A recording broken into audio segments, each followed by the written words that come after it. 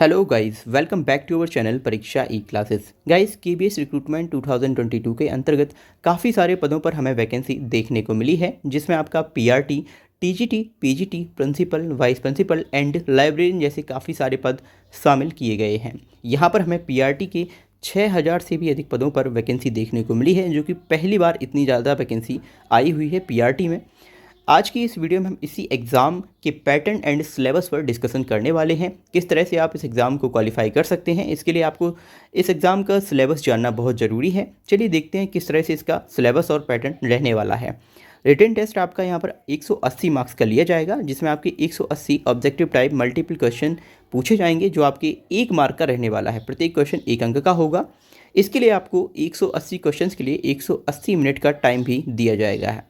ये एग्ज़ाम 4 पार्टों में डिवाइड है, लेकिन आपको किसी भी पार्ट के बीच में किसी भी तरह का टाइम गैप नहीं दिया जाएगा। कंटिन्यूसली आपको इस एग्ज़ाम को अटेम्प्ट करना होगा। चलिए देखते हैं इसमें जो नेचर ऑफ क्वेश्चन है वो क्या रहने वाला है। सबसे पहले यहाँ पर पार्ट 1 है, तो यहाँ पर आपसे 20 मार्क्स के क्वेश्चन पूछे जाएंगे, जो कि आपके प्रोफिशिएंसी इन लैंग्वेजेस में होने वाले हैं, जिसमें आपकी 2 लैंग्वेजेस शामिल हैं। जनरल इंग्लिश से 10 क्वेश्चन होंगे और जनरल हिंदी से भी 10 क्वेश्चन पूछे जाएंगे। अगला है यहाँ पर पार्ट 2। पार्ट 2 में आपसे general awareness, reasoning, proficiency in computers से 20 क्वेश्चन पूछे जाएंगे, जिसमें आपका general awareness and current affair से 10 क्वेश्चन रहने वाले हैं। रीजनिंग एबिलिटी से 5 क्वेश्चन रहने वाले हैं और कंप्यूटर लिटरेसी से भी 5 क्वेश्चन रहने वाले हैं। इस तरह से आपके जो 20 मार्क्स हैं, 20 मार्क्स के क्वेश्चन यहाँ से पूछे जाएंगे। अब यहाँ पर आता है पार्ट 3। पार्ट 3 में आपसे perspective on education and leadership, इस सेक्शन से 60 क्वेश्चन पूछे जाएंगे। काफ़ी सारे टॉपिक हैं जिससे आपके अलग अलग क्वेश्चन होंगे। पहला यहाँ पर है अंडरस्टैंडिंग द लर्नर, तो इस टॉपिक से 15 क्वेश्चन होंगे। दूसरा टॉपिक है अंडरस्टैंडिंग टीचिंग लर्निंग, यहाँ से भी आपसे 15 क्वेश्चन पूछे जाएंगे। क्रिएटिंग कंडीशिव लर्निंग एनवायरनमेंट, इससे भी आपसे 10 क्वेश्चन होंगे। फिर इसके बाद स्कूल ऑर्गेनाइजेशन एंड लीडरशिप, यहाँ से 10 क्वेश्चन। पर्सपेक्टिव्स इन एजुकेशन, और यहाँ से भी आपसे 10 क्वेश्चन पूछे जाएंगे।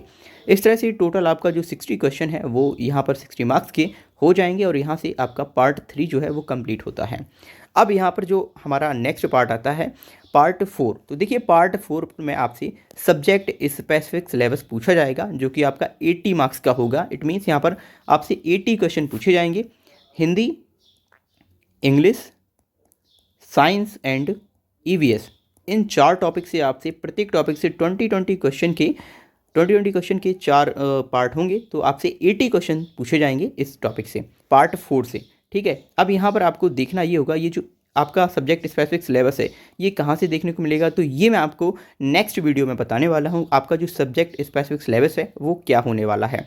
अब यहाँ पर जो सिलेक्शन का दूसरा पार्ट आता है, that is professional competency test, जिसे आप इंटरव्यू कह सकते हैं, लेकिन इसमें 2 चीज़ें शामिल हैं। The professional competency test is of 60 marks. देखिए आपका जो रिटन था वो आपका कितने अंक का हो गया था, 180 अंक का आपका रिटन एग्ज़ाम हो जाता है। और दूसरा आपका प्रोफेशनल कॉम्पिटेंसी टेस्ट है, जिसे आप पीसीटी बोल सकते हैं, ये आपका हो जाता है 60 मार्क्स का, जिसमें आपके अगेन 2 पार्ट किए गए हैं। पहला पार्ट यहाँ पर आपका है डेमो टीचिंग, यानी आपको यहाँ पर टीचिंग करनी होगी, डेमो टीचिंग करनी होगी, जिसमें आपके 30 मार्क्स शामिल हैं। फिर आपका 30 मार्क्स का होने वाला है इंटरव्यू, तो जो आपका जो पर्सनल इंटरव्यू होगा ये आपका टोटल 30 अंक कंटेन करेगा।